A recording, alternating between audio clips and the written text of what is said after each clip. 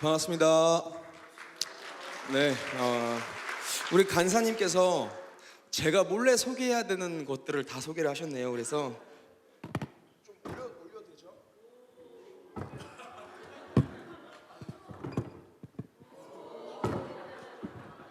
고마워요. 한 손으로 할 걸. 자, 열심히 왔습니다. 여러분 만나고 싶어가지고 열심히 왔고요. 그리고 이렇게 이런 시대에도 함께 예배할 수 있다는 게 너무 감사하고 기쁘네요. 보통 제가 이제 결혼을 일찍 하고 이렇게 했던 것을 제 입으로 소개를 해요. 왜 소개를 하냐면 자꾸 한 2, 3년 전부터 저한테 중매가 많이 들어오더라고요. 우리 할머니 권사님들이 예배 끝나면은 자꾸 자기 따님들을 소개를 시켜주세요. 그래서 애가 셋인데 자꾸 중매가 들어와서 제가 결혼 전에 우리 예배 전에 늘 결혼했다고 이렇게 고백을 하고요. 제가 하고 있는 사역은 저는 이제 위기 청소년들이라는 대상에게 복음을 전하고 섬기는 사역을 하고 있습니다. 그래서 양떼 커뮤니티라는 곳을 섬기고 있고요. 우리 잠깐 제가 하고 섬기는 일들과 제가 섬기는 아이들 잠깐 소개를 좀 시켜드릴게요. 우리 제가 PPT 파일 좀 이렇게 제가 하고 있는 사역이고요. 넘겨주세요. 양떼 커뮤니티는 어떤 단체냐면 말씀드렸다시피 위기 청소년들에게 복음을 전하다가 이제 생겨난 단체예요. 가출 청소년들이 이제 교회를 들어와서 술 먹고 이제 자고 있었어요. 교회에서 문 따고 들어와가지고 자고 있는 아이들을 만나서 이 친구들을 쫓아내다가 정들어서 복음을 전하자 해서 이 친구들 모아놓고 같이 복음 전하고 예배하고 이렇게 시작한 단체고요. 양떼 커뮤니티는 아주 단순하게 그냥 양아치가 떼거리로 모여서 양떼 예배로 시작을 했었어요.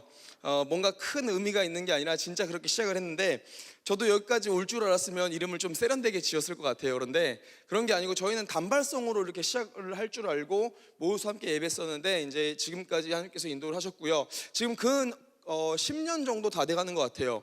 이렇게 시작한 지가 10년 정도 되다 보니까 저희 안에 특별한 부서들이 좀 생겼습니다. 그리고 같이 동역하는 사역자들도 지금 17명 정도 생겼고요. 그래서 각 파트별로 우리 각자의 우리 사역자들이 맡아서 아이들을 밥 먹이고 같이 복음 전하고 같이 예배하는 일들을 감당하고 있고요. 저는 조금 센 친구들을 많이 만나고 있어요. 그래서 그 밖에는 이제 저희가 또 비즈니스를 또 하고 있습니다. 옥명가라는 국수집을 차려서 아이들 자립과 선교사님들 돕기 위해서 시작을 했고요. 지금 너무 잘 돼가지고 엊그저께도 이제 방송에서 촬영 왔어요. 너무 잘 돼서 지금 공덕역 맛집으로 소문이 났고요.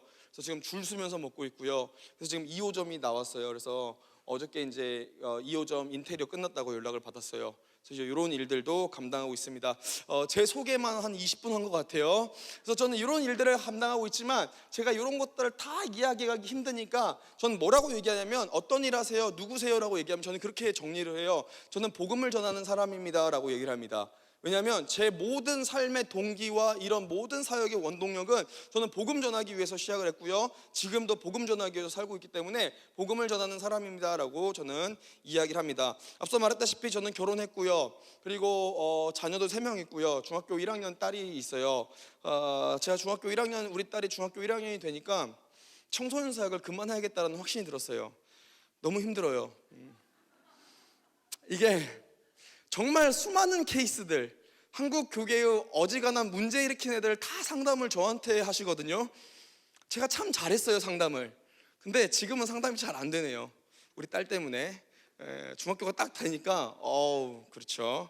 자, 그래서 기도 많이 해주시고요. 자, 함께 말씀을 좀 나누겠습니다. 마가복음 14장 3절에서 9절 말씀, 마가복음 14장 3절에서 9절 말씀 함께 좀 읽습니다. 마가복음 14장 3절에서 9절 말씀. 방송실 저는 오늘 본문 말씀 많이 띄어요. 그러니까 정신 딱 차리고 제가 요구하는 대로 좀 틀어주세요. 알겠죠? 네. 자, 마가복음 14장 3절에서 9절 말씀. 자, 우리 다 같이 한번 읽습니다. 시작. 예수께서 베다니 나병 환자 시몬의 집에서 식사하실 때 한 여자가 매우 값진 향유 곧 순전한 나드 한 옥합을 가지고 와서 그 옥합을 깨트려 예수의 머리에 부으니 어떤 사람들이 화를 내어 서로 말하되 어찌하여 이 향유를 허비하는가? 이 향유를 300데나리온 이상에 팔아 가난한 자들에게 줄 수 있었겠도다 하며 그 여자를 책망하는지라. 예수께서 이르시되 가만두라. 너희가 어찌하여 그를 괴롭게 하느냐? 가난한 자들은 항상 너희와 함께 있으니 아무 때라도 원하는 대로 도울 수 있거니와 나는 너희와 항상 함께 있지 아니하리라. 그는 힘을 다하여 내 몸에 향료를 부어 내 장례를 미리 준비하였느니라. 내가 진실로 너희에게 이르노니 온 천하에 어디서든지 복음이 전파되는 곳에는 이 여자가 행한 일도 말하여 그를 기억하리라 하시니라. 아멘. 오늘 말씀 함께 나눌 말씀의 제목은 복음과 함께 전파되어지는 삶이란 제목으로 말씀을 나누겠습니다.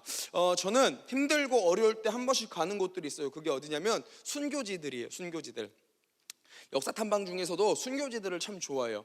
그런 데를 가보면 제가 지금 가지고 있는 문제와 어려움들이 아무것도 아닌 것처럼 느껴질 때가 되게 많아요. 여러분 아시다시피 양화진에 가보면 외국인 선교사님들의 묘원이 있습니다. 그 외국인 선교사님들의 묘원에 가보면 선교사님들의 묘비들이 있어요. 근데 그 묘비를 보잖아요. 가만히 보면은 묘비마다 묘비명이 있습니다. 그리고 그 묘비명을 보면요, 이 선교사님들이 살아온 삶과 그 삶 속에서 중요하게 여겼던 가치들을 우리가 잘 볼 수 있더라고요. 제가 좀 설명을 드릴게요. 양화진 묘지에서 첫 번째 묻힌 선교사님이라고 얘기하는 헤론 선교사님은 묘비명에 뭐라고 적혀있냐면 하나님의 아들이 나를 사랑하시고 나를 위하여 자신을 주셨다라고 적혀 있습니다. 테일러 선교사님은 감성이 약간 제 감성이에요. 굉장히 멋있어요. 주님, 길고 긴 여행을 끝내고 이제 나는 안식을 얻었습니다. 묘비명이 이렇게 딱 적혀 있어요. 보고 마음이 먹먹하더라고요. 반면에 젠슨 선교사님, 언더우드 선교사님, 아펜젤러 선교사님은 성경 구절을 넣었어요. 친구를 위하여 자기 목숨을 버리면 이에서 더 큰 사랑이 없느니라. 언더우드 선교사님은 항상 기뻐하라, 쉬지 말고 기도하라, 범사에 감사하라. 아펜젤러 선교사님은 섬기려 받으려 함이 아니라 도리어 섬기려 하노라. 반면에 조선 땅, 이 한국 땅을 너무 사랑한 선교사님들이 있습니다. 루비 켄드릭 선교사님은 그렇게 적혀 있어요. 내가 만약 나누어 줄 수 있는 1000개의 생명이 있다면 나는 그것을 모두 이곳 조선 땅에 줄 것입니다 라고 적혀 있어요. 할버트 선교사님도 마찬가지예요. 나는 웨스트민스터 사원에 묻히기보다 한국에 묻히기를 원합니다 라고 적혀 있습니다. 여러분 좀 마음이 먹먹해지지 않아요? 아무것도 없었던 암흑 같았던 조선 땅에 오셔가지고요 복음을 전하시고 헌신하시고 수고한 선교사님들의 삶은요 여러분들 오늘날은 회자가 되지만 당시에는 굉장히 놀림거렸고요 배척받았을 거라 저는 확신합니다. 양화진과 마찬가지로 여러분들 대구에 가면 뭐가 있냐면 대구에 동산의료원 은혜의 정원이라는 곳이 있습니다. 거길 가잖아요. 그러면 경상도 지역에서 이렇게 선교하신 우리 선교사님들 그리고 거기에서 돌아가신 어떠한 그 의료 선교사님들이 묻힌 곳이 동산의료원 은혜의 정원이에요. 거기를 가는 입구에 팻말이 하나가 있는데 그 팻말에 뭐라고 적혀있냐면 우리가 어둡고 가난할 때 태평양 건너 머나먼 이국 땅에서 와서 배척과 박해를 무릅쓰고 혼신을 다해 복음을 전파하고 인수를 베풀다가 삶을 마감한 선교사와 가족들이 여기에 고이 잠들어 있다 이렇게 적혀 있어요. 여러분 신앙이 없는 사람들이 볼 때는 이 선교사님들의 삶이 굉장히 무가치하게 여겨질 거예요. 혹은 예수님을 믿는다고 하지만 내 만족과 내 유익과 세속적인 가치관으로 예수님을 믿는 사람들은 선교사님들 인생이 뭐 구태여 이렇게까지 살 필요가 있냐라고 평가할 수 있습니다. 그런데 성경은 어떻게 얘기합니까? 성경 다니엘 12장 3절 말씀은 이렇게 얘기합니다. 지혜 있는 자는 궁창의 빛과 같이 빛날 것이요 많은 사람들을 옳은 대로 돌아오게 하는 자는 별과 같이 영원토록 빛나리라. 아멘. 여러분 많은 이들을 구원의 길로 돌아오게 하는 자는요 이 땅에서나 하나님 나라에서나 영원토록 별과 같이 빛난다라는 거예요. 당시의 선교사님들의 모습이 처참하고 고되게 보여질 수 있습니다. 성경 말씀처럼요. 그러나 성경 말씀처럼 그분들은 지금 하나님 나라에서 진정한 안식과 기쁨을 누리고 있고요 보란듯이 오늘을 살아가고 있는 우리들 가운데도요 그 신앙을 전수해주고 있다는 거예요. 여러분 이게 어떠한 삶입니까? 복음과 함께 전파되어지는 삶인 거예요. 오늘날 우리가 한국 땅에서 복음을 전했던 분들을 이야기할 때 항상 회자가 되는 삶, 오늘날 복음이란 이 조선 땅에 복음을 전파한 분들을 이야기할 때 항상 이름이 거론되는 삶, 여러분 얼마나 멋있는 삶입니까? 복음과 함께 전파되어지는 삶, 이것만큼 큰 복이 어디 있을까요? 크리스천으로서 누릴 수 있는 영예는 사실 저는 이런 것에 있다고 봅니다. 이게 영향력인 것 같아요. 제 소망 중에 하나도 그겁니다. 제 소망 중에 하나가 뭐냐면 제 꿈이죠. 제 꿈 중에 하나가 뭐냐면 거대한 것이 아니라 제 장례식장에 누구 한 명이라도 와가지고 나는 이호셉 목사님을 통해서 복음 들었어 라고 이야기하는 사람이 한 명이라도 있는 것, 그게 제 꿈인 것. 그래서 제가 지금 막 이런 사역들을 감당하고 계속 활동을 하는 것 같아요. 그러니까 제 영광인 것 같아요. 그거는 누군가가 제 장례식장에 와가지고 우리 이옥샘 목사님 성깔은 좀 안 좋았는데 이 목사님은 조금 좀 부족했는데 그래도 나는 이분을 통해서 예수님을 만났어 라고 듣는 것, 너무 영예일 것 같습니다. 여러분 어떻게 생각하세요? 누군가가 복음을 이야기할 때 항상 떠오를 수 있는 사람, 누군가가 사명을 이야기할 때, 예수님을 이야기할 때 딱 생각나는 사람, 우리는 그런 사람입니까? 한번 고민해 봤으면 좋겠습니다. 여러분들은 여러분들의 친구들이 가장 가까이 있는 이들이 혹은 모르는 이들이 여러분들의 이름을 딱 들었을 때 뭐가 가장 떠오를까요? 우리 청소년들, 우리 청년들, 여러분들의 이름을 딱 이야기했을 때 여러분들의 친구들은 뭘 먼저 생각할까요? 롤? 배틀그라운드? 와, 걔는 배그는 진짜 잘해, 뭐 이런 거. 걔는 게임을 하면은 인성이 바뀌어, 뭐 이런 거. 혹은 걔는 노래를 진짜 잘하지, 걔는 성깔이 좀 더러워. 여러분 한번 고민해 봤으면 좋겠습니다. 우리는 우리의 이름에 어떠한 무게가 있는지, 우리의 삶에 어떠한 무게가 있는지. 그러면 한번 고민해 봤으면 좋겠어요. 어떻게 사는 것이 복음과 함께 회자가 되어지는 삶입니까? 오늘 본문 말씀에 거기에 대한 힌트가 나옵니다. 오늘 성경을 보면은 한 여인이 나와요. 베다니에 계신 예수님께서 나병으로 고생하는 환자인 시몬의 집에 가십니다. 그리고 제자들과 함께 음식을 드시고 계셨어요. 그때 어떤 여인이 예수님께 다가옵니다. 그리고 매우 값지고 순수한 나드 향유 한 옥합을 깨트려서 예수님 머리 위에 붓습니다. 그때 옆에 있는 사람들이 화를 내는 거예요. 이 향유가 300데나리온인데 이걸 팔아서 가난한 사람들한테 주지 뭐 하느냐라고 이 여자를 나무랄 때 예수님 말씀하시죠. 이 여인은 나에게 좋은 일을 한 거야. 그리고 너희가 이 여인을 칭찬하시면서 온 세상 어디든지 복음이 전파되어지는 곳마다 이 여인이 한 일도 전해져서 사람들이 이 여자를 기억하게 될 것이다 라고 얘기합니다. 여러분 어떠한 행동이 예수님께 칭찬을 받는 삶이 되었을까요? 어떠한 행동이 복음과 함께 전파되어지는 삶을 살 수 있게 되었을까요? 오늘 본문 말씀 통해서 그 부분을 함께 나누길 소망합니다. 첫 번째입니다. 복음과 함께 전파되어진 삶의 첫 번째는 따라하겠습니다. 드리는 삶. 드리는 삶.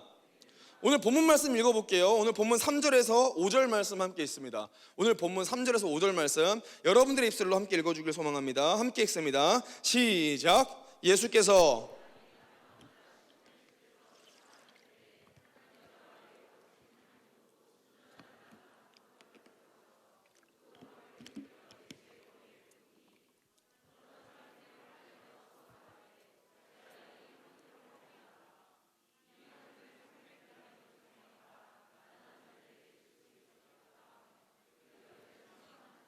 아멘. 오늘 본문 말씀은 이 여인이 매우 값진 향유 곧 순전한 나드 한 옥합을 예수님께 드렸다라고 기록합니다. 나드는 뭡니까? 나드는 인도산 식물 뿌리를 짜는 향수 기름인데요. 이 나드가 그때 당시에 어마어마하게 비싼 향수였던 것을 우리가 알 수 있어요. 지금 우리 여자 청년들이 뿌리는 향수 중에 비싼 메이커가 뭐예요? 향수가 뭐가 비싸요 지금? 샤넬? 샤넬이 한 병에 얼마 정도 해? 한 100만 원 해요? 100만 원 안 해요? 그럼 얼마 정도 해요? 샤넬 좀 쓸만한 거는? 뭐라고? 그 애기 소리구나. 미안해요. 샤넬 한 병에 얼마 정도 해요? 샤넬 쓰는 우리 젊은 청년들 없나? 샤넬보다 더 비싼 게 있어요? 천하는 향수 별로 안 써요? 이미 써봐야 촌내음이 가득해서 뭐 쓰나? 그래 한 10만 원 정도 하나요 샤넬이? 그 정도 해요? 오케이. 여러분 10만 원이면요 이 나드에 비하면 진짜 껌값인 거예요. 제가 고대 문헌을 쭉 봤더니 고대 문헌에 뭐라고 적혀있냐면 이 나드라는 것을 이 나드 이 향수를요, 향수 기름을 편하게 쓸 수 있는 사람은 한 나라의 여왕들만 쓸 수 있었대요. 편하게. 그러니까 어마어마하게 가치가 비싼 거예요. 그러면 이 여인은 어떻게 그 아주 값비싼 향수를 한 병을 가지고 있었나? 이거는 제가 또 고대 문헌을 봤더니 그때 당시에 향수는 보석과 같은 화폐 가치가 있대요. 그러니까 한 방울 한 방울 사서 모아놓은 거예요. 이게 자기의 전 재산이었다고요. 자기가 갖고 있을 수 있는 그러니까 화폐 가치가 바뀌지 않는 그 보석류와 같은 느낌의 향수였던 거예요. 그러니까 우리가 지금 생각할 때는 그냥 우리가 좀 뽐내려고 썼던 향수라는 의미가 아니라 자기가 일평생 일하면서 벌었던 돈을 모두 갖고 있었던 자기의 모든 전 재산, 이 전 재산이 어디에 쓰여질지 모르겠지만 정말 아끼고 아껴서 모아놨던 것을 우리가 볼 수 있다는 거죠. 여러분, 오늘 이 여인은 이렇게도 귀하고 값진 나들을 한 방울도 남김없이 깨트려가지고 예수님께 드렸습니다. 여러분, 예수님께 가장 귀한 것을 드렸던 여인, 예수님께 모든 것을 드렸던 여인. 여러분, 복음과 함께 전파되어지리라고 말씀하시는 바로 첫 번째는 예수님께 드리는 삶이라는 거예요. 여러분, 한번 고민해봤으면 좋겠어요. 오늘날 한국 교회에서 우리가 신앙생활을 하면서 가장 많이 하는 행동이 뭔지 아십니까? 특별히 청소년 청년들이 가장 많이 하는 행동 중에 하나가 뭡니까? 그거는 구하는 겁니다. 필요할 때 하나님께 나아가는 거예요. 힘들 때 구하고요. 하나님을 여러분 의지한다는 것도 어떻게 보면은 살펴보면 우리가 힘들고 어려운 부분에만 등장하는 것 같아요. 하나님께 구하는 거, 나아가는 것. 그래서 청년들이 일자리를 찾을 때 신앙과 영성이 상당히 올라가잖아요. 그죠? 그잖아. 청년들이 일자리를 구할 때 면접을 딱 이게 앞뒀을 때 상당히 신앙이 올라가요. 왜냐? 의지할 대상이 하나님밖에 없습니다 하면서 구하는 거예요. 이제 우리 청소년들도 고3쯤 되면 거기서부터 이제 영성이 살아나죠. 날선 영성이 살아납니다. 아, 하나님, 제가 어디를 가야 합니까? 공부는 안 하고 기도만 하는 애들이 있는 반면에 또 기도도 안 하고 공부만 하는 애들이 있고요. 그 둘 다도 안 하는 애들이 있죠. 구하는 거예요. 구하는 거. 너희가 내 안에 거하고 내 말이 너희 안에 거하면 무엇이든지 원하는 대로 구하라. 그리하면 이루리라. 이런 말씀 막 우리가 사랑하고요. 구하라 그리하면 너에게 주실 것이요, 찾으라 그리하면 찾아낼 것이요, 문을 두드리라 그리하면 너에게 열릴 것이나. 이런 말씀 정말 많이 사랑합니다. 그러면서 우리가 이런 것들을 사용하면서 막 구하기는 정말 많이 구하고 있어요. 여러분, 맞습니다. 구하는 게 잘못된 게 아니야. 필요를 구하는 대상이 하나님이라면 하나님께서는 완전하신 분이니까 기뻐 다 받으실 수 있어요. 그런데 문제가 뭡니까? 하나님 앞에서 우리는 한번 고민해 봐야 돼요. 하나님께 구하기만 하는 삶은요, 여러분들 심각한 문제로 발전될 수가 있습니다. 어떻게 해요? 하나님을 이용하는 삶으로 변질될 수가 있어요. 정말 중요한 포인트입니다. 제가 사역을 해보니까 여러분들에게 제 사역의 사진들을 다 보여줬어요. 여러분, 제 사역이 힘들 것 같아요? 어려울 것 같아요? 아, 정신 차리라고 얘들아. 눈을 딱 보세요. 예. 어른들이 있어서 제가 제 색깔을 좀 감추는 거야. 청년 청소년들 있으면 너희 다 죽었어요. 자, 원래 내가 좀 파이팅을 올리는데, 자, 올려서, 자, 다 목사님 좀 집중하세요. 목사님 사역이 힘들 것 같아요? 아니면 쉬울 것 같아요? 힘들 것 같죠? 그럼 목사님 또 하나 물어볼게요. 목사님이 만나는 애들 중에 어떤 애들이 제일 어려울 것 같아요? 어떤 동성애한 애들? 야, 얘들아, 정말 미안한데 저는 인간적으로 걔들 너무 이뻐요. 왜냐면 우리가 놀러를 가잖아요. 놀러를 가면은, 아니, 정말이에요. 놀러를 가면은 우리 양떼 애들은 옆에 있는 아저씨 지갑 훔쳐요. 아, 진짜 이거 그래요, 애들이. 근데 제 스텝처럼 활동하는 애들은 다 동성애한 애들이에요. 얼마나 착한 애들이. 그러니까 내가 얘네들을 인간적으로 이뻐할 수밖에 없어요. 얘네들 사실 별로 큰 문제 없어요. 관계성이 쌓이니까는 충분히 복음 전에도 반발심도 없어요. 다 받아들여요, 또 애들이. 저는 얘네들 만나는 거 어렵잖아요. 누가 어려울 것 같아요? 이게 막 생활관 애들, 조직폭력 애들, 여러분, 걔네들처럼 사역하기 쉬운 애들이 없습니다. 일단 첫 번째, 걔네들은요 깍듯해요. 얼마나 예의 바른 줄 알아요? 조직폭력배의 문화는요 상하 아주 분명해요. 왜냐? 못하면 바로 빠따맞거든. 아주 상하 복종이 분명합니다. 그래서 얘네들은 제가 딱 가잖아요. 처세를 올려요, 여러분들. 처세를 올린 게 뭐냐면 인사를 한다라는 거예요. 그 조직폭력배에게는 그 단어들이 좀 다 달라요. 뭐 이렇게 조직폭력배를 나갔다라는 표현을 늘어졌다 이렇게 표현하고, 돈도 뭐 짜모라고 표현하고, 하여튼 이런 표현 언어들이 다른데 처세가 인사예요. 여러분, 빠스땡 입사하셔서 하면서 이게 한 처세거든요. 이게 요거를 이제 저한테, 목사님한테 이제 또 하는 애들도 있고요. 얼마나 깍듯한데요. 애들이 예의 발라요. 저는 진짜 이게 생활관 애들 하면서 스트레스를 받질 않아요. 귀엽기도 하고 얼마나 예의 바른지. 그리고 자기가 내가 고기를 사 먹이잖아요. 그럼 꼭 지들이 제 커피를 사겠대요.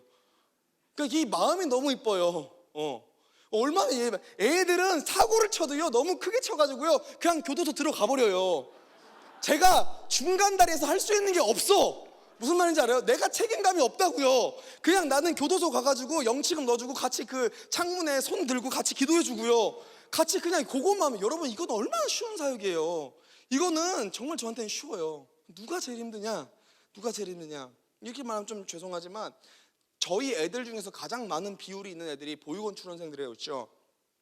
보육원 출원생이라 다 그런 거 아니에요. 근데 저희 애들은 또 어떤 애들만 모이냐면 보육원에서 나쁜 짓들을 많이 해가지고요, 블랙리스트를 받은 애들이 있어요. 쉼터들에서도요, 안 받아주고 블랙리스트를 받은 애들이 있어요. 그런 친구들이 다 저희한테 와요. 근데 얘네들이 처음에 올 때 저는 얘네들 진짜 속 마음 깊이는요, 진짜 안 왔으면 좋겠어요. 너무 힘들고요, 너무 어려워요. 얘네들이 왜 어렵고 힘드냐? 처음에 왔을 때 자기가 힘들고 어려운 걸 나한테 도움을 받아요. 목사님, 제가 막 이렇고요. 처음에 왔을 때 제가 얼마나 감사한지 몰라요. 왜냐? 여러분, 도움을 요청하는 사람이 저예요. 도움을 요청하는 사람이 목사예요. 얼마나 감사해요. 얘네들이 도움을 요청하러 스님한테 안 갔잖아.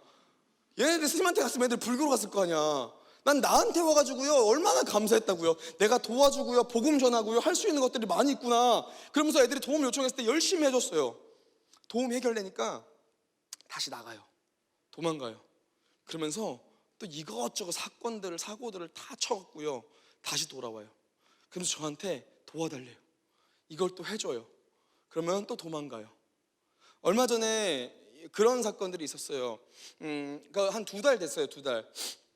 공식적인 자리에서 오픈을 처음 하는 것 같아요. 마음이 너무 힘들어가지고 저희가 보육원 출원생들이 왔었어요. 와가지고 애들이 진짜 그 옷도 하나도 없어요. 왜냐면 애들은 진짜 그냥 길거리에서 자랐고 뭐 부모님의 어떤 이런 게 없기 때문에, 보호가 없기 때문에 옷도 없어서 겨울철에 애들이 여름 옷을 한 8개 정도를 껴입고 다녀요. 진짜 그래요. 그냥 반팔티, 긴팔티 이런 거를 그냥 뭐 한 4-5개 껴입고 다니고요. 뭐 여유가 있는 애들은 더 껴입고 다니고요. 이렇게 다니는 애들이에요. 씻지도 않죠, 애들이. 그런 애들이에요. 오늘 애들 데리고 와가지고 저희 교회에서 처음에 예배했었어요. 애들이 가장 필요한 게 집이에요. 그래서 집을 해줬어요, 애들. 그래가지고 우리 쌤들이랑 같이 살게 해가지고요, 규칙 딱 지켜가지고 이것만 지키자. 굉장히 러프하고 편하게 애들을 얼마든지 할 수 있도록, 최소한 이성 친구만 데리고 오지 마, 우리 집에서 술 담배 하지 마, 밖에서 먹고 오는 건 그거는 밖에서 일어나는 일이니까는 그건 상관하지 않아, 집에서는 술 담배 절대 안 돼, 이렇게 해가지고요 최대한 러프하게 애들한테 뭐 집도 제공하고요, 옷도 다 사줬어요. 저희는 겨울에, 여러분, 저희는 파카도 사줘요. 속옷도 다 사줘요. 파카도 뭐 이렇게 그냥 뭐 시장통에 있는 파카가 아니라, 우리 애들은 다른 일반적인 청소년들을 봤을 때 이 박탈감이 있기 때문에 최소한 그 정도는 맞춰주돼 가지고요, 적어도 뭐 K2나 블랙야크나 요런 급 정도는 우리가 다 해준다고. 애들 다 사줘가지고 다 입혔죠. 먹이죠. 밥도 막 다 해서 먹이죠. 씻기기도 우리가 다 시켜요. 특히 여자아이들 같은 경우는 우리 애들은 성폭행을 당한 경험들이 많기 때문에, 성폭행, 이건 심리학적으로 맞아요. 성폭행을 당한 애들의 특징이 뭐냐면 자기를 안 씻어요. 더럽게 해요. 왜냐하면 자기가 더러우면 약간 보호를 받는다고 하더라고요. 상담선 심리 선생님 얘기를 해봤더니 그런 어떠한 일들이 있더라고요. 그래서 막 진짜 안 씻어요. 와, 스트레스 너무 받아요. 같이 사는 쌤들이 스트레스를 너무 받아가지고 쌤들이 얘네들 데리고 와서 다 씻기는 거예요. 양치질 시켜주고요, 여자애들. 그래서 어떻게 하면 애들을 잘 시킬 수 있을까 해서 목욕탕 같이 데리고 가가지고 재밌게 해주고요. 그러면서 애들을 다 이렇게 먹이고 재우고요. 그리고 이제 학교까지 해줘요. 그래서 뭐 교육도 다 시키고요. 애들 막 해외 여행 우리가 다 데리고 가가지고 선교하면서 해외 여행 다 시켜주죠. 와가지고 또 예배 때 수련회 하면서 애들 또 다 섬겨주죠. 먹을 거 뭐 선물 다 해줬어요. 근데 애들이 자기가 좀 편안해지잖아요. 그랬더니 애들끼리 지들끼리 짜고 저희 집에 그 양떼 홈에 있는 물건들을 싹 다 훔쳐 도망가 버린 거예요. 근데 도망갈 때 어떻게 도망갔냐면, 제가 얘네들 재판에서 빼온 애들이거든요. 재판에서 빼온 애들이니까 보관철소가 이 애들한테 연결이 돼 있으니까 저희 그 홈에 없으면 얘네들이 잡혀서 소년원 들어가는 거예요. 그러니까 얘네들이 어떻게 말을 맞췄냐면, 목사님한테 학대당해가지고 도망 나왔다고 말을 맞춰놨더라고요. 그래가지고 정말 제가 너무 힘들더라고요. 선생님들, 내가 학대를 한 번이라도 했으면 내가 힘들지는 않아요. 물론 제가 때리는 애들이 좀 있어요. 그 애들이 누구냐면은, 때리는 것도 그냥 툭툭 치는 애들이 있어요. 놀자고. 걔네들은 다 생활관 애들이에요. 얘네들은 맷집이 좋아서 툭툭 쳐도 괜찮아요. 근데 여러분들, 얘네는 한 대면 죽어요. 제 체격이 한 대면 간다고. 그래서 난 얘네들을 한 번도 때려본 적이 없어요. 아껴주고 사랑해주고, 부모님도 막 이런 또 없고 애들이 계속 힘든 삶만 살아오니까 사랑해주고 사랑해줬다는 거예요. 근데 애들이 싹 나가가지고 저한테 학대당했다고 막 물론 신고가 걸리지도 않죠. 얘네들 신혼조회 다 해보면 그런 일들을 여기저기 센터나 쉼터들한테 다 이미 경험한 애들이라서 뭐 들어오지도 않고요, 우리도 객관적인 적이도 없고요. 이미 내가 그 집에 살지를 않는데 쌤들이 같이 살지. 근데 애들이 또 저를 걸었어요, 제가 학대했다고. 그러니까 애들이 좀 이렇게 생각을 좀 깊게 못한 거죠. 그러니까 애들이 이렇게 딱 했어요. 그거 갔어요, 도망. 와, 그때부터 영적인 전쟁이 시작이 돼요. 어떤 전쟁이냐? 쉽게 할 수 있는 방법이 있어. 그게 뭐예요?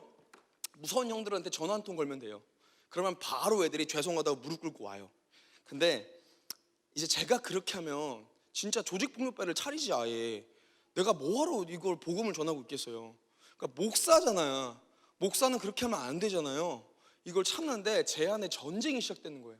와, 쉬운 방법들이 있어요. 얘네들이 자꾸 전화가 와. 조직폭력배 하는 애들이 전화 와서 목사님, 꼬맹이들 중에 말 안 듣는 애 있으면 얘기하라고 막 그래요.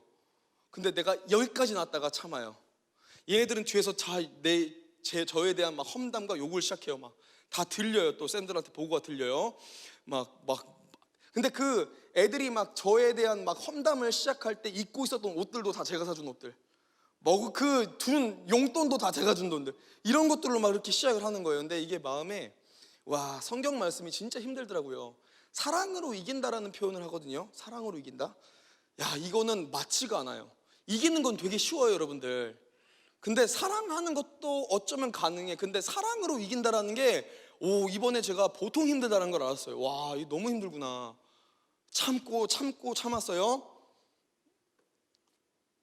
한 2달이 지나니까 애들이 아닌 게 아니라 형들한테 이제 그 불법 대출이나 이런 것들을 타겟팅을 잡혔어요. 애들이 얘네들, 그러니까 이게 형들이, 이 위에 있는 애들이, 형들이 얘네들을 잡고 얘네들의 명의로 불법 대출을 하려고 하는 거예요. 얘네들한테 이제 협박을 들어가기 시작하고, 왜냐하면 방치돼 있으니까 혼자 협박을 시작하고 얘네들한테 이제 이렇게 압력을 가기 시작하는 거예요. 우리가 모르는 애들이. 그러니까 얘네들이 도움이 필요하잖아요. 그러니까 저한테 다시 오는 거예요. 카톡으로 딸랑, 목사님 죄송해요. 그리고 예배 때 다시 오기 시작해요. 근데 얘네들 처음에 예배 때 딱 오는 애들을 보는데 또 웃으면서, 야, 고생했다 그래.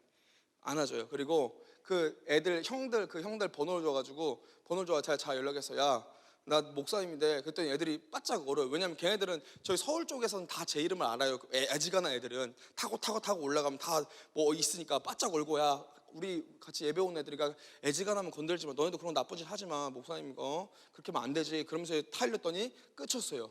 그리고 애들을 왔는데 또 받아주는 거예요. 웃으면서, 그래, 고생했다. 예배 같이 하자.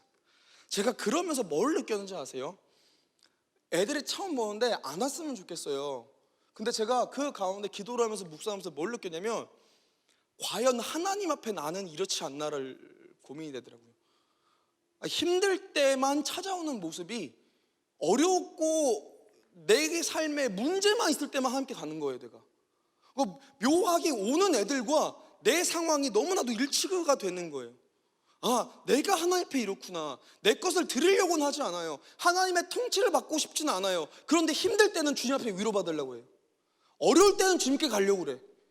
그리고 또 하나님의 통치와 하나님의 어떤 주권이 내 삶에 일어나는 건 별로 원하지 않아요. 내가 하나님 앞에 이러고 있구나. 내가 하나님 앞에. 여러분, 한번 고민해 봤으면 좋겠어요. 우리 하나님은 저같이 밴댕이 소갈딱지가 아니라서 우리가 가면은 다 받아주세요. 하나님께서는 완전하신 분이니까 우리를 또 사랑하신다고요. 또 그런데 그렇게 가는 우리는 한번 고민해 봐야 된다는 거예요. 여러분, 누구의 삶을 통해서 하나님 나라가 임할까요? 이용하는 자와 드리는 자, 누구를 통해서 하나님께서는 일하실까요? 복음과 함께 회자되었던 여인의 삶의 첫 번째는 드리는 삶이었어요. 귀한 향유 옥합을 드렸다고, 여러분들. 그럼 우리가 고민해 보죠. 오늘날 우리가 주님 앞에 드릴 수 있는 게 뭡니까? 이렇게 제가 드리라고 얘기하면 헌금인 줄 알아요. 여러분, 저는 얘기하는 지금 이 저의 메시지는 헌금같이 어쩌면 수준 낮은 게 아니에요. 헌금은 여러분들, 제가 해보니까, 삶을 살아보니까 이렇게 말하면 교만처럼 보이지만요, 돈으로 하는 게 제일 쉬운 일이더라고요. 헌금 뗄랑 드리고 끝나는 그런 게 아니라니까요, 여러분들.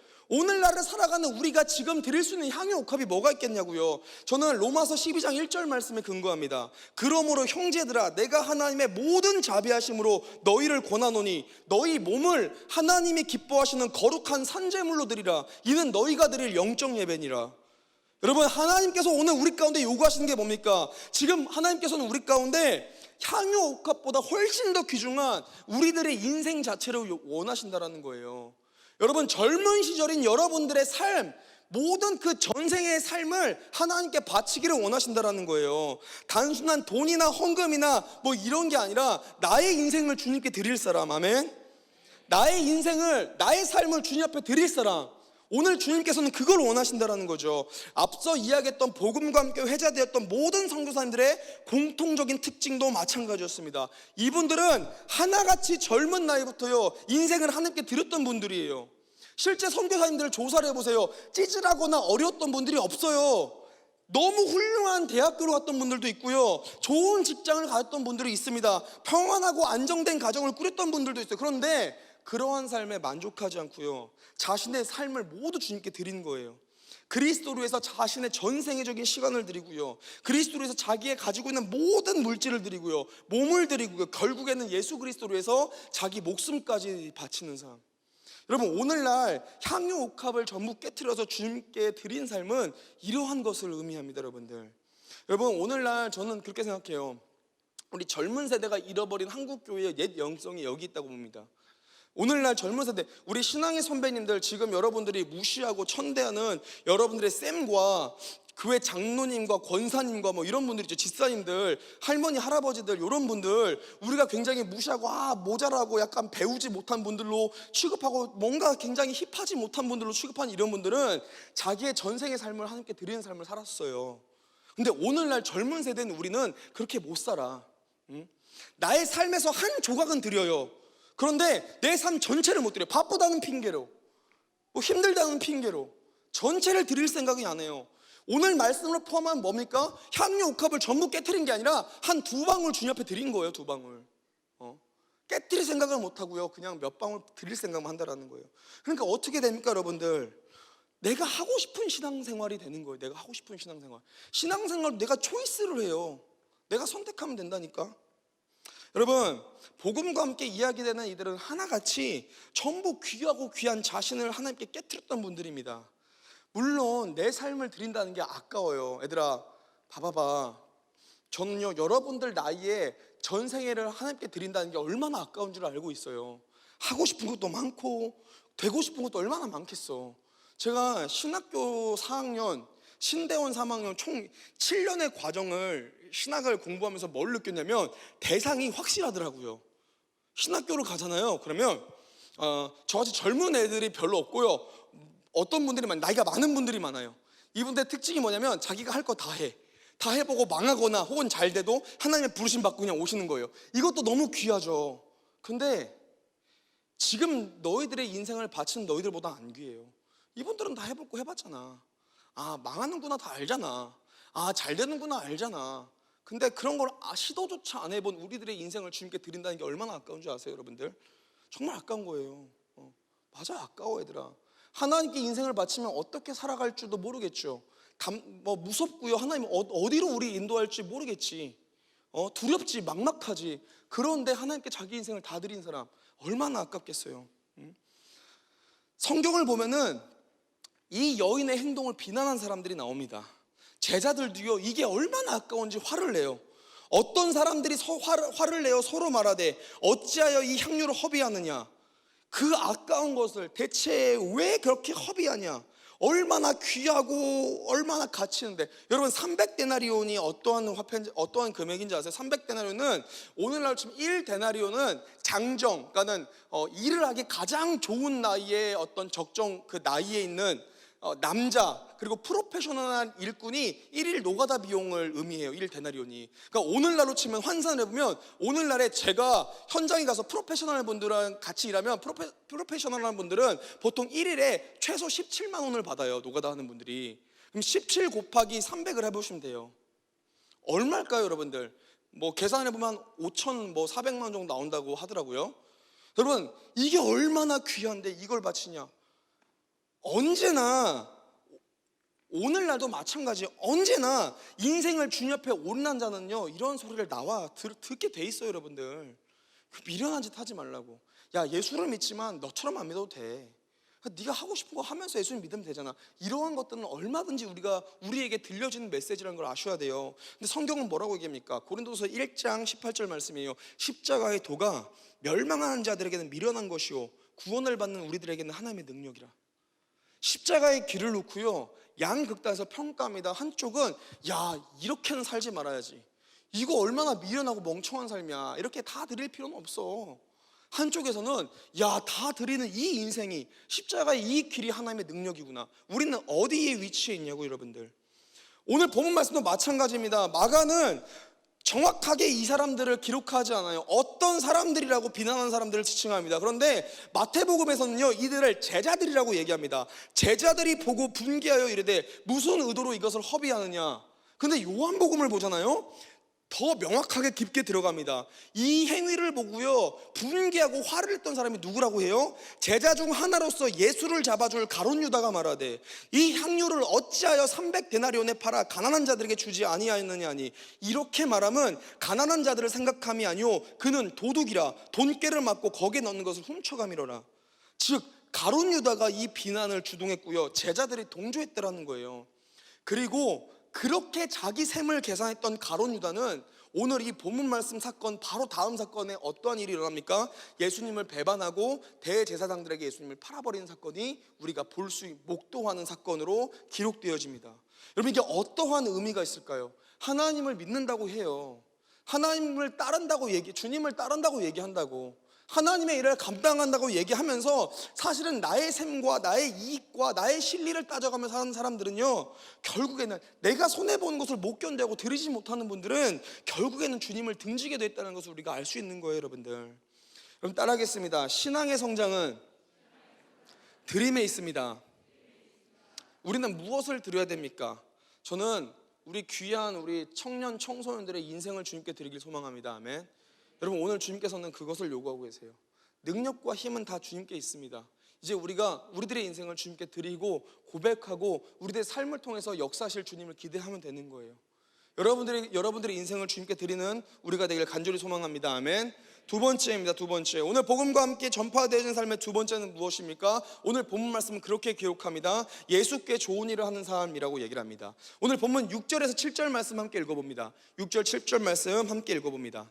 자, 한번 다 같이 한번 읽어보겠습니다. 다 같이 읽습니다. 시작. 예수께서 이르시되 가만두라.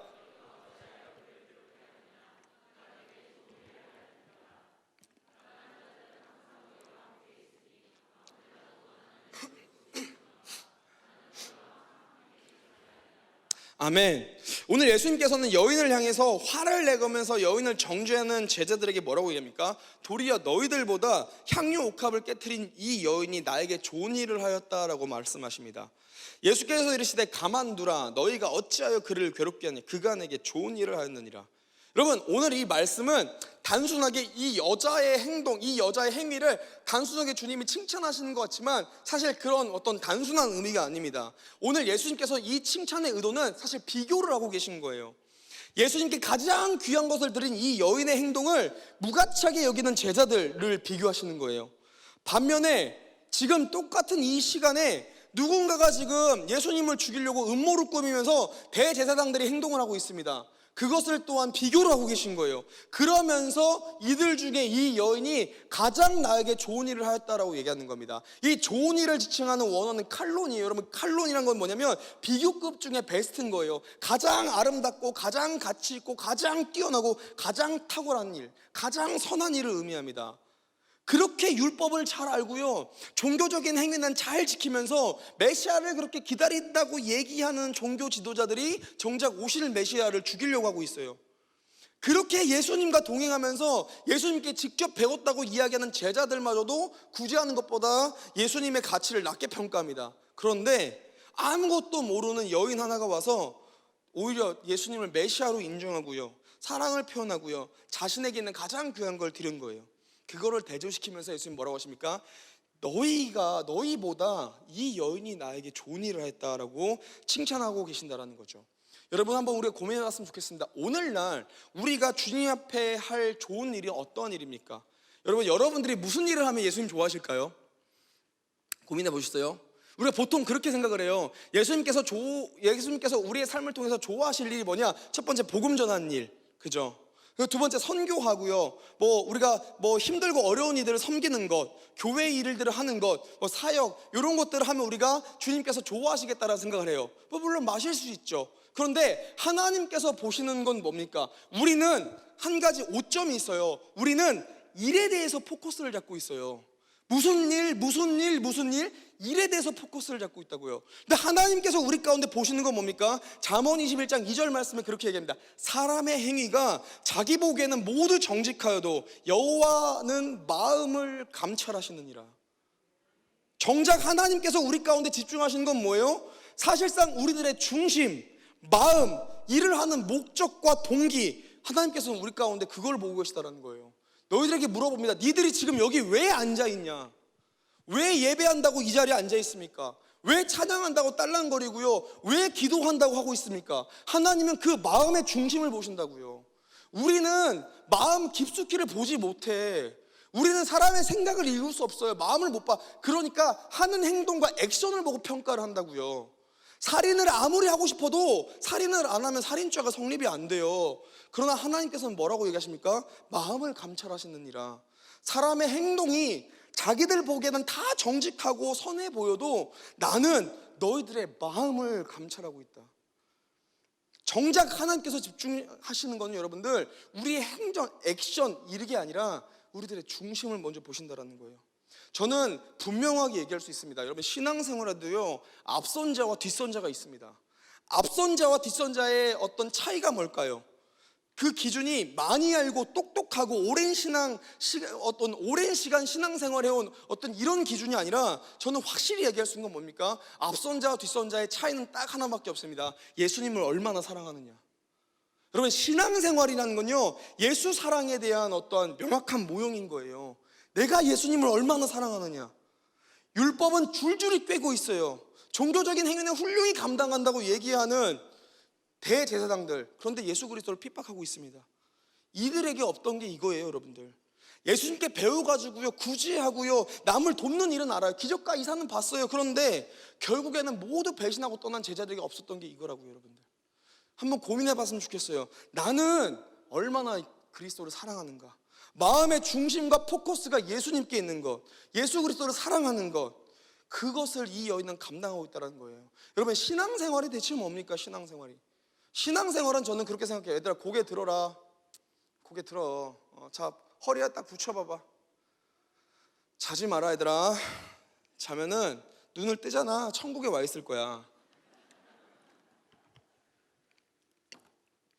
그 목사님의 이 공격 본능을 자꾸 자극시키지 마 얘들아. 내가 되게 마음을 요즘 이제 은혜가 좀 충만해서 내가 주님 앞에 내가 결단하면서 작년 시즌까지 애들한테 되게 화를 많이 했거든요. 이렇게 좋은 데 앉아 있으면 작년 시즌까지는 야 다 너네 청소년 청년 다 와서 여기 이 앞으로 나가지고 다 앉아가지고 예배해 이렇게 했었어요. 오늘날의 예배는 너무 편해 막 이러면서 얘기했었는데 제가 요즘 성화라는 작업이 나한테도 있잖아. 기도하면서 하나님께서 나를 또 변화시키는 모습이 있다. 근데 니들이 자꾸 나를 찌르지 마. 내가 좀 성화될 수 있도록 도와줘요. 자지 마요. 자고 싶으면 와. 내가 재워줄게. 근데 내가 재우면 일어나지는 못해요. 뭔 줄 알아요? 여기서 하나님을 만나든가 하나님을 가서 만나든가 둘 중에 하나니까 선택을 잘 하시라고요. 얘들아 내가 자꾸 이렇게 그러니까 나를 자극하지 마요. 얘들아 눈 딱 떠요. 눈 딱 뜨고 오케이. 한번 우리 신앙생활이 뭔지를 한번 고민해봤으면 좋겠어요. 신앙생활도 마찬가지예요. 왜 신앙생활할 때 지치고 힘든지 아세요? 이걸 일적으로 하잖아요. 성경 말씀 읽는 거 읽다 보면 이게 일로 되잖아. 지쳐요. 힘들어요. 읽기 싫어요. 무슨 글자가 이렇게 많아. 그리고 그래 싸움 나이다 이렇게 적혀 있어요. 이게 얼마나 보기가 짜증나고 민망해요. 기도를 하는 것도 없나. 기도 하나님 감사합니다 하고 기도가 안 나와. 감사합니다 아멘 끝나는 거예요. 이게 기도를 왜 그렇게 기도를 짧게 해? 예배 시간 오면 왜 자빠져 졸고 있어요? 니들이 똑같은 시간에 PC방에 있어봐. PC방에서 조냐 얘들아? 제가 교사 세미나 같은 데 다니면 우리 교사쌤들이 나한테 얘기해요. 우리 애들은 바보 같대요. 쌤들 바보 같지 않아요. 애들 PC방에 앉혀놓으세요. 애들이 게임을 한 손으로 마우스질하고요 한 손으로 라면 퍼먹으면서 마이크로 오더를 내리고 있어요. 이건 천재인 거예요. 왜 예배가 그렇게 재미없고 심심한지 아세요? 왜 찬양 부르는 게 방탄소년단 보는 것보다 별로 관심이 안 가는지 알아? BTS는 난리 나죠. 막 우리 오빠들, 정작 그 너네 오빠들은 너네가 어디서 존재하는지도 몰라요. 따라합시다. 내가 청소년들 잘 따라하세요. 내가 방탄소년단에게 쓰는 돈은 우리 부모님 등골이다. 잘 기억하세요. 여러분, 왜 그렇게 재미가 없는 줄 알아요? 그건 하나예요. 그게 일이잖아요. 내가 이걸 해야 신앙이 좋아지고요. 내가 이걸 해야 뭔가 내 삶에서 뭔가 그래도 마음에 찔림이 없고요. 일로 접근해서 그래요. 얘들아, 그런데 예수님을 딱 사랑하잖아요. 그러면 이게 일이 아니야. 내가 예수님을 너무 사랑하잖아? 그럼 예수님의 말씀을 자꾸 듣고 싶어요. 야, 너네가 사랑을 아냐? 사랑을 좀 해봐봐, 얘들아. 이 척박하고 힘든 삶, 모진 삶에 한번 사랑을 해보시라고요. 우리 사랑을 해본 청년들이 있나요? 손 들어보세요. 난 남자친구, 여자친구가 있습니다. 손. 너가 몇 살인데 손을 들어? 아무도 안 드는데. 너는 사랑 아직 하면 안 돼요. 우리 청년들만, 나는 사랑을 해봤습니다. 손. 아무도 못 해봤어. 한 분. 사랑을 하면 어때요? 기분이 좋아요? 불쾌해요? 좋죠. 사랑을 하면은 내가 그 사람을 생각해야지가 의식적으로 돼요? 아니면은 무의식적으로 그 사람이 생각이 나요? 아침에 일어나면 그 사람이 어떻게 했을까가 이렇게 고민되고 생각하지 그죠? 그리고 그 사람이랑 통화를 계속 하고 싶고, 계속 연락을 하고 싶고, 계속 만나고 싶죠? 자, 보세요. 사랑하면 이렇게 돼요. 이게 우리가 예수님을 사랑하잖아? 그러면 성경 읽지 말라고 해도 성경이 너무 좋아요. 왜냐? 성경을 읽으면서 주님의 말씀을 듣는 거니까. 기도를 하지 말라고 해도 기도를 하게 돼요. 왜냐? 그러면서 내가 얘기를 하는 거 커뮤니케이션이잖아요. 커뮤니케이션. 사랑을 하면 커뮤니케이션을 하고 싶다고요. 예배를 하고 싶어. 왜냐? 예수님과 데이트하는 시간이 이 시간이에요, 여러분들. 예배를 너무 하고 싶어요. 내가 찬양을 너무 하고 싶어요. 왜냐? 내가 너무 사랑하는 주님을 자랑하고 싶다고요, 여러분들. 우리의 삶 가운데, 신앙 가운데 왜 그렇게 우리가 신앙생활하면서 무기력하고 피폐해지냐면 우리는 일로 접근해서 그래요. 예수님을 사랑함이 없어요. 그러니까 어떻게 됩니까? 사명 감당이 너무 힘들고 어렵게 모질게 느껴지는 거예요. 뭔가 헌신하는 게 힘들어요. 야, 내가 우리 와이프랑 연애할 때는요, 제가 우리 와이프를 딱 좋아했더니, 야, 저 어렸을 때 연애를 좀 많이 했거든요. 중고등학교 때. 제가 또 요 소스를 또 어차피 제가 그 열차 시간 취소했으니까 좀 길게 갑시다. 왜 애들아 싫어요? 싫으면 들어와. 목사님 준비돼 있어요. 목사님 연애 그 중고등학교 때 목사님 연애를 좀 많이 했어요. 왜냐면 자매들을 어떻게 마음을 잡는지 난 좀 알고 있었어요. 애들아, 남자들 잘 봐봐봐. 자, 눈 똑바로 떠요. 딱 허리 딱 펴고. 자, 자매들의 마음을 잡는 법을 제가 알려줄게요. 요대로 하면은 여러분들도 이제 인싸가 되는 거야. 자, 남자들 따라합시다. 첫 번째, 남자들 따라합니다. 첫 번째, 잘 씻어라. 정말 중요해요, 잘 씻는 거. 이 자매들은 시각보다가 뭐가 예민하면 그렇죠, 이 후각이 되게 예민해요. 그렇기 때문에 잘 봐봐. 우리 자매들한테 물어봐. 장동건처럼 생긴 사람의 입에서 입냄새가 나요. 그리고 원빈처럼 생겼는데 겨드랑이에서 암내가 나기 시작하고요. 같이 가면 찌린내와 썩은 내가 풍겨요. 그런데도 나는 원빈이니까 사랑합니다라고 얘기할 수 있는 자매가 있어요? 거의 없어요. 여러분, 우리 남자들아, 너희들 그냥 잘 씻어요. 씻고 향수 한 번씩만 뿌려도 지금 너희들의 인상보다는 50%는 더 먹어주고 가요. 두 번째, 이게 저가 이제 청소년기 때 봤더니 이 그만한 또래의 우리 자매들은 뭐에 민감하냐면 약간 운명적인 만남 이런 거 되게 예민하더라고요. 그러니까 이게 기독교적으로 해석을 하면 교회에 있는 지체들은 하나님께서 내게 주신 이런 거 이렇게 봐요. 이거 얘들아, 운명은요 사람이 만드는 거예요. 얼마나 쉬운 줄 알아요? 제가 한 여인을 꼬시려고 마음을 딱 먹잖아요. 고등학교 때 어떻게 했냐면 이 여자의 행동 반경이 무엇인지를 일주일간 조사를 해요. 여러분, 사람이 일주일간 한 사람만 유심하게 보잖아요. 그럼 대강 이 사람이 무슨 생각을 하고 어떻게 살아가니까 보여. 왜냐하면 행동 반경은 늘 똑같아요. 저도 마찬가지고요. 교회, 집, 헬스장, 거리, 저는 이거 반복이에요. 그리고 오늘처럼 외부 사역은 외부 사역. 이렇게 반복이니까 누구나가 다 그래요. 그럼 내가 이 애들을 딱 보고 그걸 하잖아요. 그럼 얘가 학원 가는 길목에 내가 서 있으면 돼. 그럼 길목가 만나잖아. 야, 너 여기 뭐 있어? 그래서 막 얘기를 해요. 그래, 잘 가라 하고 딱 가요. 그리고 거기서 끝나면 안 돼요. 학원 끝나는데 가는 편의점 앞에 내가 있어야 돼요. 먹으면서 또 만나요. 야, 너 뭐야? 하면서 막 이게 터는 거예요, 이제. 그렇게 하다 보잖아요. 그 마지막 가장 중요한 거,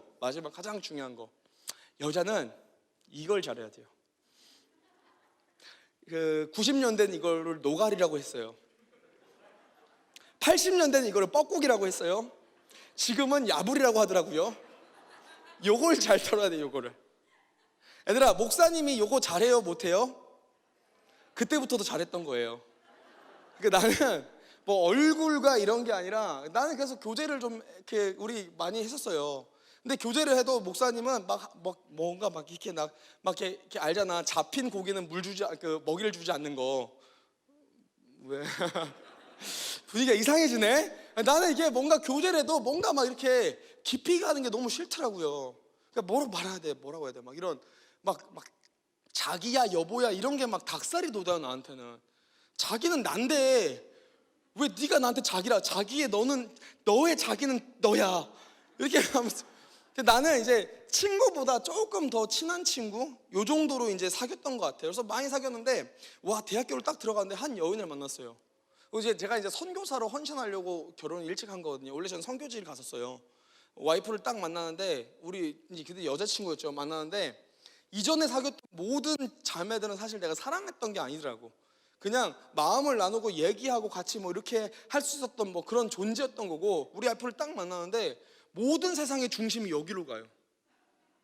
난 되게 이기적인 사람인데 이기적인 게 내가 이타적으로 살아야겠다 맘먹은 게 아니라 그냥 딱 눈 뜨자마자 여기로 다 가요. 내가 그러면서 우리 와이프한테 어떠한 짓을 했냐면, 제가 우리 와이프 커플링 한번 사주겠다고요. 그 신학교 1학년 때 공부하지도 않고요, 택배차 아르바이트를 해서 월급을 받아서 우리 와이프한테 커플링을 해줬어요. 내가 생각해봤더니 우리 부모님들 아들은 갖다 버리세요. 내가 우리 어머니한테는 한 번도 이런 적이 없어요. 그런데 내가 여자친구 하나 사귀겠다고 거기 커플링을 내가 한 달 동안 택배차를 아르바이트 해가지고 월급을 받아가지고 커플링을 사준 거예요. 근데 신기한 거는 그때 내가 그 여자친구를 너무 사랑하니까 그 택배차 일했던 기간이 저한테 힘들었던 적이 한 번도 없는 거예요. 힘들고 어려운 일이잖아. 근데 안 힘들었던 거예요. 왜냐? 내가 열심히 일해서 월급을 받아서 이 돈으로 우리 지금 이제 와이프한테 사주면 얼마나 좋아할까 막 이렇게 떠오르는 거예요. 저는 이게 오늘날 신앙생활이 맞다고 봐요. 여러분, 예수님을 사랑하는 자들은 신앙생활에서 지치지 않아요. 왜 상황과 환경이 우리들 가운데 아무런 소용이 없는지 아세요? 그냥 우리가 주님 사랑해서 그래요. 사역도 마찬가지야. 내가 사역을 해봤더니 내가 제일 힘들었던 게 뭐냐면요, 애들을 믿는 거였어요. 여러분, 저는요 애들을 지금도 못 믿어요. 왜냐하면 믿는 애들은 여지없이 내 뒤통수를 친다고 하죠, 요즘 애들 말로. 제가 어디서도 얘기했던 것 같은데 제 모든 신체 중에서 제가 가장 맷집이 센 곳이 뒤통수예요. 하도 쳐맞아가지고. 저는 정말 애들을 못 믿어요. 그러니까 양떼 사역 한 1, 2년 차에는 애들을 못 믿겠더라고요. 그러니까 애들을 못 믿어. 근데 한편에 또 이거 내가 해야 될 사명이야. 그러니까 어떻게 해요? 현장 뒷골목에 가는 그 기간에 아골골짝 빈들에도 그 찬양이 나오는 거예요. 어렵고 힘들고요, 너무 막 드라이하고요, 내가 힘든 삶을 혼자 다 감당하고요, 세상이 또 너무 나를 힘들게 해요. 얘들 믿지를 않아. 그럼 나도 표면적으로만 대하고 해줘요. 근데 사명이잖아, 해야 되니까. 그래서 이게 이제 너무 힘들어서 주위 목사님들 물어봤어요. 목사님, 제가 진짜 애들을 너무 믿지를 못하겠는데 어떻게 해요? 목사님들 다 하나같이 뭐라고 얘기하면, 사람은 믿음의 대상이 아니라 사랑의 대상이래요. 사랑을 해보래요. 근데 여러분, 하겠다고 사랑을 맘먹고 오는데 사랑을 시작하면 사랑이 시작이 돼요? 안 돼요. 운식 이만큼 있고 이렇게 오는 애들한테 야 사랑해 라고 얘기를 할 수야, 목사님 사랑해, 저 사람 사랑해 라고 얘기할 수 있어요. 근데 이게 진짜 사랑하는 거냐고. 내 자녀랑 얘네들이랑 똑같이 사랑할 수 있는 자신이 나는 없어요. 못 사랑하겠더라고요. 사랑이 안 돼요. 그 사랑을 하려고 아무리 노력해도 안 돼요. 미움만 더 커져가요. 그러다가 제가 내가 애들을 사랑을 못하니까 예수님이라도 사랑해봐야겠다. 그래서 그때부터 내 포커스를 주님한테 다 맞췄어요. 진짜 말씀 읽으면서 기도하면서 주님과 데이트 기간을 잡았거든요. 놀라운 일들이 발생해요. 여러분 지금도 저는 그 술집 거리가 애들을 만나러 가는 게 아니에요. 저는 딱 지금도 있어요. 지금 서울에 있는 곳곳에 그 술집 거리들 애들을 만나러 가는 그 거리들이 저는 저희 예수님을 만나러 가는 자리예요. 애들이 오기 전까지 그 기다리는 자리에 가가지고요, 주님과 함께 묵상하면서 기도하면서 혼자 나누는 그게 얼마나 행복한지 아세요? 그 거칠었던 그 길이 주님과 함께 하니까 너무 평안하고 행복한 거예요. 애들이 오면 깨져요. 그러니까 짜증이 나요. 아씨 좀 늦게 오지 뭐 이렇게 일찍 와가지고 그렇게 돼요. 너무 그게 좋은 거예요. 내가 주님을 너무 사랑했더니 애들이 내 통솔을 아무리 쳐도 제가 어떻게 반응하냐면, 괜찮아, 나는 주님 사랑해서 이 사역하는 거지 너네 사랑해서 하는 게 아니야. 그러니까 나는 괜찮아, 나는 주님은 완전하시더라고요. 예수님은 나의 어떤 이 사랑에 한 번도 어떤 이렇게 배신한 적이 없으시더라고요. 그러니까 내가 단단하고 늘 그 자리에 있어주니까 애들도 여전히 제 모습을 보는 거예요. 우리 선생님들 잘 들으세요. 선생님들이 예수님 믿는다고 하면서 힘들다 죽겠다 애들 앞에서 보이지 마세요. 누가 예수님 믿고 싶습니까? 예수님을 믿으면서 행복하고 기쁘고 감사한 걸 보여야죠. 예수님 믿는 게 얼마나 행복한 겁니까 여러분들? 예수님 믿는 건 너무 행복하고 좋은 거예요. 우리 주님 한 번도 우리를 실망시키신 적 없어요. 저는 그렇더라고요. 주님 믿으면서 항상 행복하고 기쁜 걸 보여주면 애들도요 똑같이 그 주님 믿고 싶어 하더라고요. 여러분 중요합니다. 우리가 할 수 있는 예수님께 좋은 일은요, 소외된 이들을 섬기고 어렵고 힘들고 고된 사명 감당하고요, 복음을 전하고요, 세계 열방에 선교하고, 그런 모든 것들 위에 뭐가 있어냐면, 따라하겠습니다, 예수님을 사랑하는 것. 여러분 오늘 이 집회가 끝나고요, 여러분들의 찬양팀 여러분들 저라는 이름도 몰라도 돼요. 여러분 다 몰라도 되지만 딱 하나만 신겨졌으면 좋겠어요. 여러분들이 삶에서 예수님을 너무 사랑했으면 돼요. 그러면 끝나는 거예요. 여러분들 예수님을 사랑하셔야 돼요. 예수님을 사랑하셔야 돼요. 그러면 자연스럽게 삶 자체가 나를 기쁘게 하는 삶이 아니라 예수님을 기쁘게 하는 삶, 예수님께서 좋은 일을 하였다라고 이야기할 수 있는 삶으로 바뀔 수 있다는 거죠. 여러분 저는 우리들의 모든 삶이 그 주님을 사랑하는 삶이 되길 소망합니다. 아멘. 얘들아, 너희들 지금처럼 살다가는 천국 가서 예수님 대면하면 뻘쭘해서 어떻게 할래? 그렇잖아. 예수님 천국 가서 딱 만났는데 천국은 영원히 살아야 되는데 그 뻘쭘한 예수님과 영원히 살면 그게 지옥 아니냐 얘들아?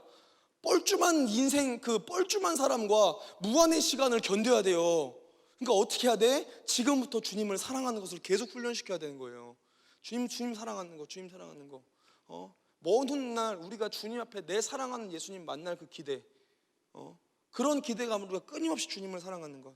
그러면 우리의 삶에서는 이 여인같이 드리는 삶이 될 수 있다는 거예요. 우리의 모든 삶이 그러한 삶이 되기를 간절히 소망합니다. 아멘. 마지막입니다. 마지막으로 복음과 함께 전파되어진 삶의 마지막은 뭡니까? 구원의 행보에 동참하는 삶입니다. 오늘 본문 8절에서 9절 말씀 함께 읽습니다. 오늘 본문 8절에서 9절 말씀 여러분 다 같이 한번 읽습니다. 오늘 본문 8절에서 9절 말씀 다 같이 읽습니다. 시작. 그는 힘을 다하여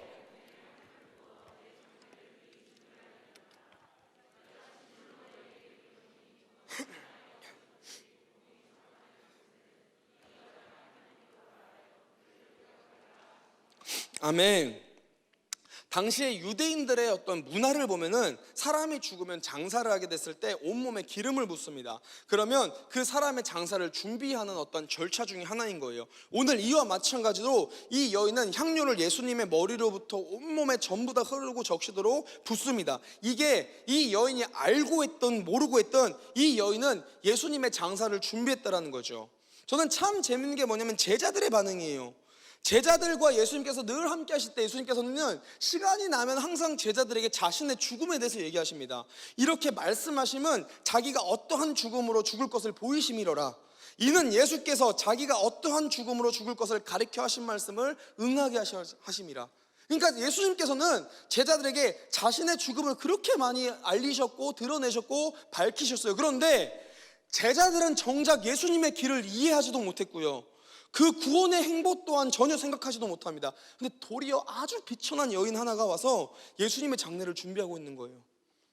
여러분, 복음과 함께 회자되어지는 마지막 삶은 구원의 행보에 동참하는 삶입니다.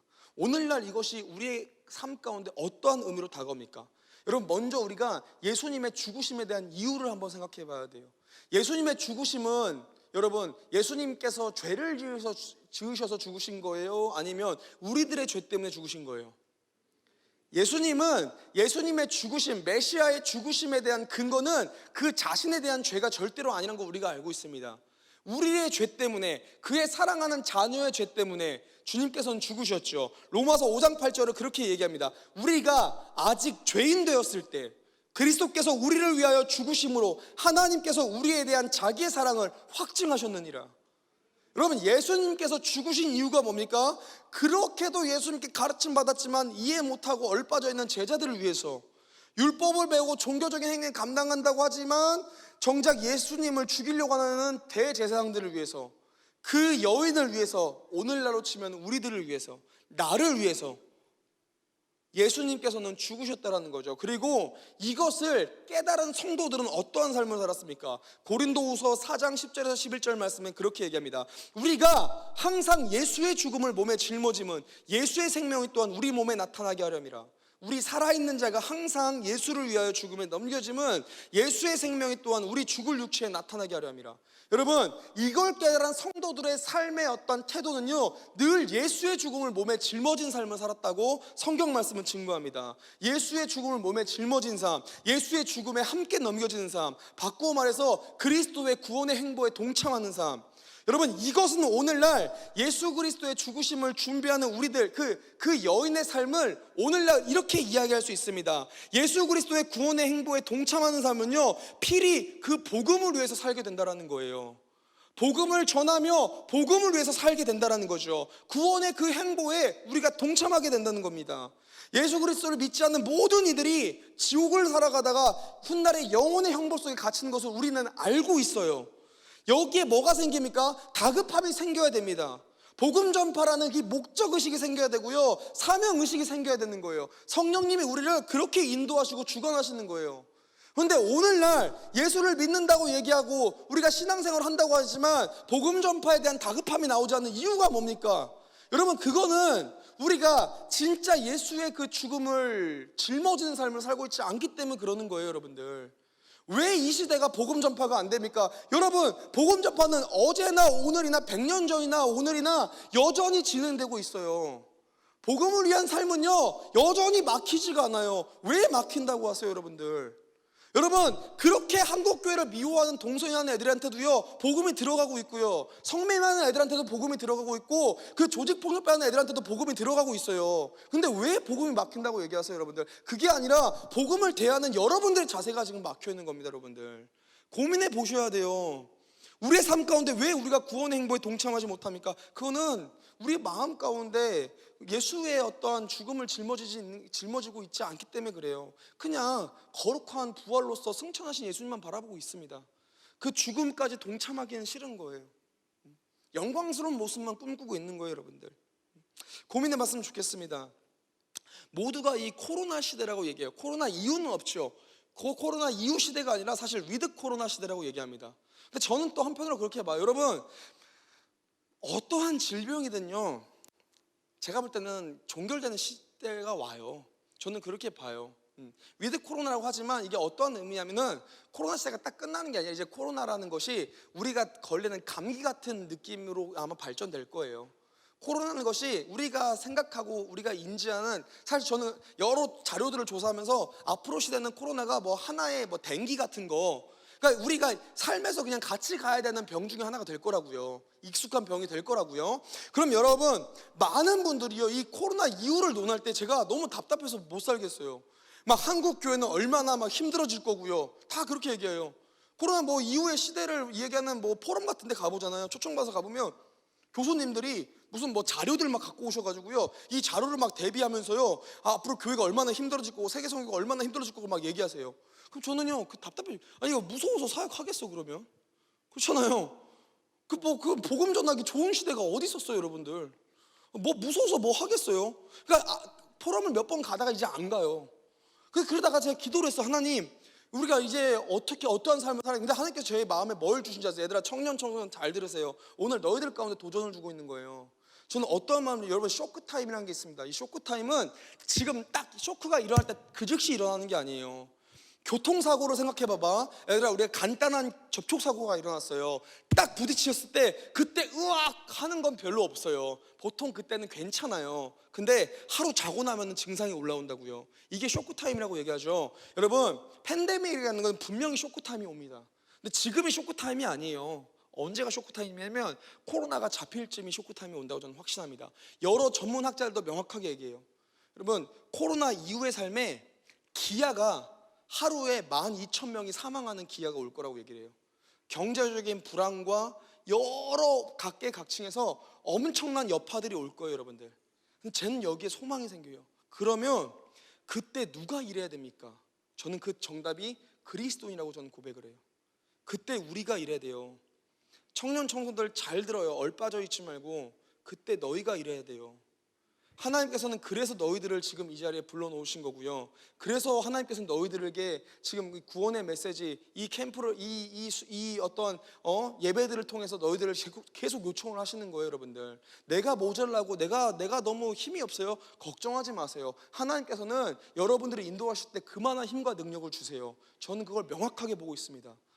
여러분, 그 이후 시대는요, 저는 그래서 이야기하고 도전하는 게 있습니다. 그게 뭐냐면 다음 시대, 이제 우리가 사역해야 될 시대는 정말 세계적으로 한번 하나님께서 세계적으로 세계 선교 가운데 한국 교회를 정말 한번 크게 사용하실 날이 온다는 저는 확신을 가지고 있어요.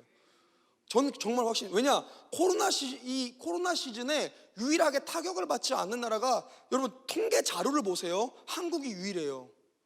코로나 시즌 가운데 위상이 올라간 나라가 한국이 유일하다고요. 여러분, 하나님께서는 한 나라를 세우신 목적과 그 이유가 있으셨어요. 그게 뭡니까? 복음 전파를 위해서 그렇게 하셨었어요. 저는 다음 시대가 그런다라고 확신이 있습니다, 여러분들. 그리고 그래서 저희 교회도요, 복음을 전하는 교회고요. 저희 교회는 지금 다 그렇게 목장을 5개로 나눠가지고요, 각 나라들을 다 배치를 시켰어요. 지금 저희 교회는 청년들과 신혼부부들이요, 지금부터 그 나라에 있는 선교사님들과 같이 얘기하고요, 함께 지금 줌이나 뭐 이런 카카오톡 이런 걸로 계속 대화하고 있고 선교비 보내고 있고요. 딱 비행기가 종결되면은 우리가 가서 그들을 도우려고 지금 언어도 배우고 있고요. 저희는 다 준비하고 있어요. 저는 거기에 대한 확신이 있어요. 하나님께서 이 이후는 분명히 선교하고 복음 전하기 너무 좋은 시대를 줄 것이라는 확신이 있습니다. 얘들아, 잘 들어. 우리 어른들은 이제 못 가요. 마음이 아픈 얘기지만 얘들아, 어른들은 어떻게 표현하면 우리 어른들이 상처를 안 받을까? 어른들은 얘들아, 이제 하나님이랑 좀 가까이 계셔요. 뭔 줄 알아? 무슨 느낌인지 알죠? 그러니까 우리보다 더 하나님이 약간 좀 가깝다니까. 이제 어른들이 움직이시면 우리한테 민폐가 돼요. 뭔 줄 알아? 어른들의 역할이 뭐냐? 어른들은 그냥 돈만 주시면 돼요. 여러분들이 열심히 모아놓으신 노후 자금을 하나님 나라를 위해서 바치세요. 뭐 이런 것만 하시면 돼요. 이제 그럼 누가 움직여야 되냐? 얘들아, 지금 여기서 마스크 쓰고 있는 너희들이야. 청년 청소년들, 너희들이 마음에 천한 아산 땅을 품지 말고요, 너희들의 조그만 동네를 품지 말고요, 너희들의 마음에 하나님 나라를 품으시라고요. 아멘. 구원의 행보에 동참하는 삶을 살기를 소망해요. 아멘. 여러분, 하나님께서 우리를 이 땅에 보내신 이유는 너희들 대학 합격시키려고 보낸 게 아니에요. 대학교 가지마, 그냥 괜찮아. 대학교가 뭔데? 왜 그렇게 대학교 때문에 너희들이 힘들어하고 아파요? 그냥 때려쳐, 괜찮아. 나는 우리 딸 아들들한테 똑같이 얘기해요. 야, 너는 하나님께서 사명을 주셔서 이 땅에 태어나게 한 거야. 너희 생존을 위해 살지만 저는 늘 얘기해요. 동일하게 얘기하기 때문에 저희 애들도 늘 똑같이 고백을 해요.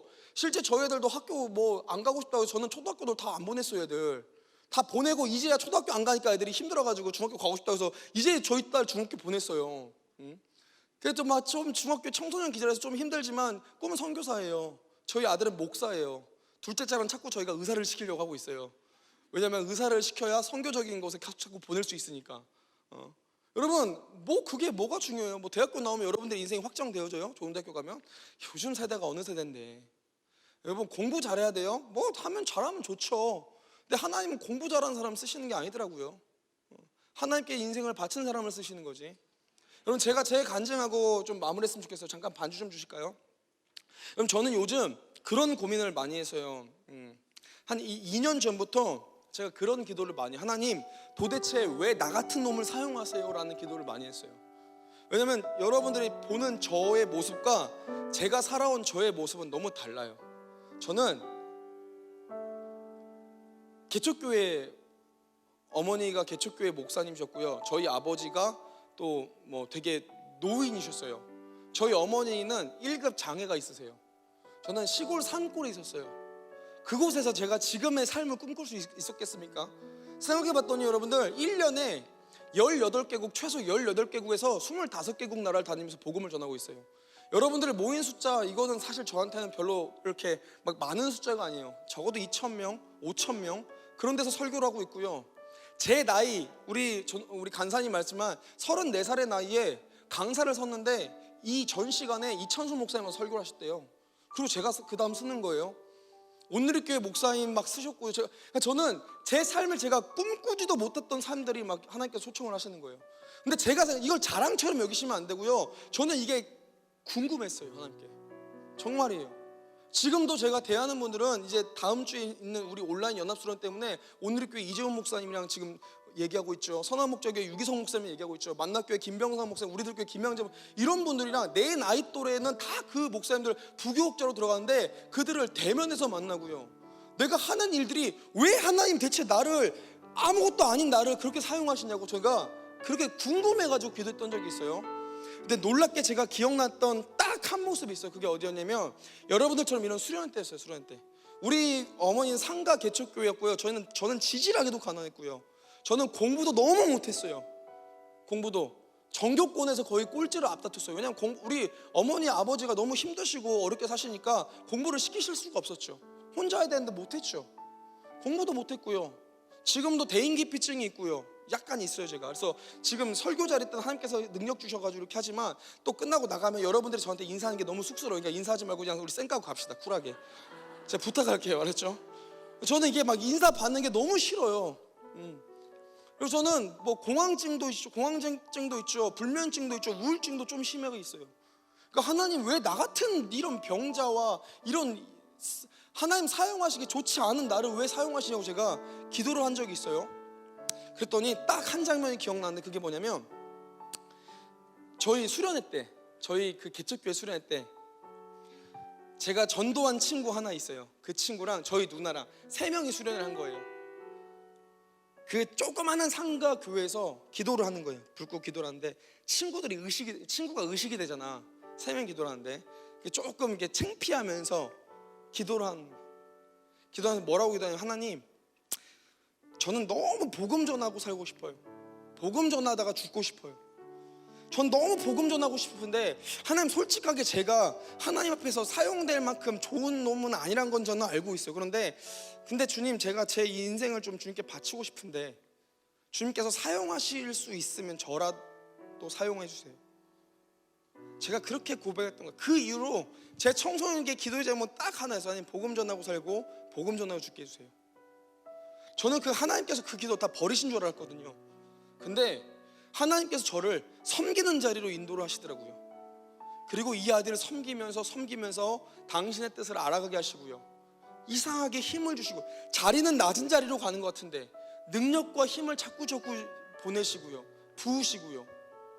여러분, 제가 도합 생각해봤더니 그 시골 촌뜨기였던, 지질하게 가난하고 꿈도 희망도 이렇게 못 꿨던 제가, 하나님께서는 딱 그 기도를 봐주셨던 것 같아요. 하나님, 내 인생을 주께 바칩니다. 복음 전하고 살고 복음 전하고 죽게 해주세요. 내가 주님 앞에 사용되어질 만한 좋은 게 없는 거 아는데 하나님, 저라도 좀 사용했어요. 전 이 시간에 여러분들이 그런 요청이 있으면 좋겠어요. 아멘. 이 시간 불을 좀 꺼주시고 찬양팀 잠깐 나오시고요. 여러분, 이 시간 청년 여러분들 좀 코링할게요. 여러분, 그 자리에 앉아서 기도하면 기도가 잘 안 돼요. 우리 신앙의 선배님들은 어떻게 기도했냐면 무릎을 꿇고 기도했어요. 여러분들 좀 옆으로 나와서, 이쪽에 오실 수 있는 분들은 나와도 돼. 얘들아, 너희들 초청해요. 얘들아, 안 나와도 되지만 난 한 사람을 좀 바라봅니다. 여러분, 이 자리에 한 사람이라도 하나님 앞에서 이렇게 고백하고 나간다면 저는 좀 너무 좋을 것 같고 행복할 것 같아요. 하나님, 여러분들 창피한 거 알아, 얘들아. 근데 하나님 앞에서 여러분들이 진지하게 나갈 때 하나님께서는 그 기도를 들으시는 거예요. 얘들아, 그 의자에 앉아가지고 기도하는 척 눈 감다가 졸다가 끝나지 말고요. 여러분, 저는 그러려고 이 자리에 온 게 아니에요. 여러분들의 기도가 카카오톡 그 게임 초대 메시지 같은 의미도 없고 아무런 내용도 없는 그런 기도가 안 됐으면 좋겠어요. 저는 나와가지고 여러분들 딱 한 기도할 거예요. 주님 한번 크게 부르고 기도할 때 딱 그 기도 해주세요. 하나님, 너무나고 미련하고 연약하지만 저를 주님 사용하여 주셔서 제 인생을 주님께 다 바칩니다. 내 인생을 주님께 바치오니 저를 통하여서 하나님의 나라를 드러내는 곳에 사용하여 주셔서 하나님, 제가 주님 앞에 사용되어지기 좋은 사람이 아니란 걸 알고 있지만 주님 저를 사용하여 주셔서 고백하시면서 이 시간 주님 한번 크게 부르시고요, 통서로 기도하며 나갑니다. 주님 찾습니다. 주여, 아버지 감사합니다. 주님, 이 시간 우리가 주님 앞에 나아가